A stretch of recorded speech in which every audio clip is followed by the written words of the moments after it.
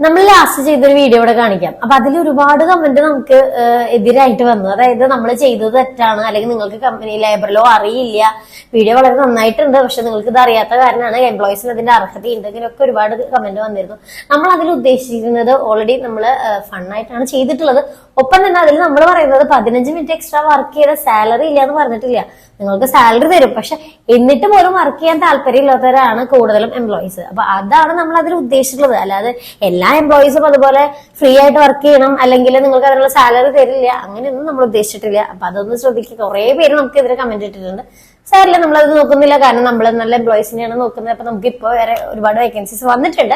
അപ്പൊ അതിൽ ബില്ലിങ്ങിലും അതുപോലെ തന്നെ പ്രൊജക്ട് കോർഡിനേറ്ററിലാണ് വന്നിട്ടുള്ളത്. അപ്പൊ നിങ്ങൾക്കറിയാം നമുക്ക് ഹാഫ് സാലറി എന്ന് പറഞ്ഞൊരു ചാർജ് വരുന്നില്ല. ആ ഒരു ചെറിയ രജിസ്ട്രേഷൻ ഫീമിൽ തന്നെ നിങ്ങൾക്ക് ഒരു വർഷത്തേക്ക് അൺലിമിറ്റഡ് ആയിട്ടുള്ള വേക്കൻസീസും കിട്ടും. അപ്പൊ കേരളത്തിലുടനീളം നമുക്ക് വേക്കൻസീസും വരുന്നുണ്ട്, അർജന്റ് ആണ്. അപ്പൊ താല്പര്യമുള്ളവർ വേഗം തന്നെ CV അയക്കുക. Thank you for watching. By.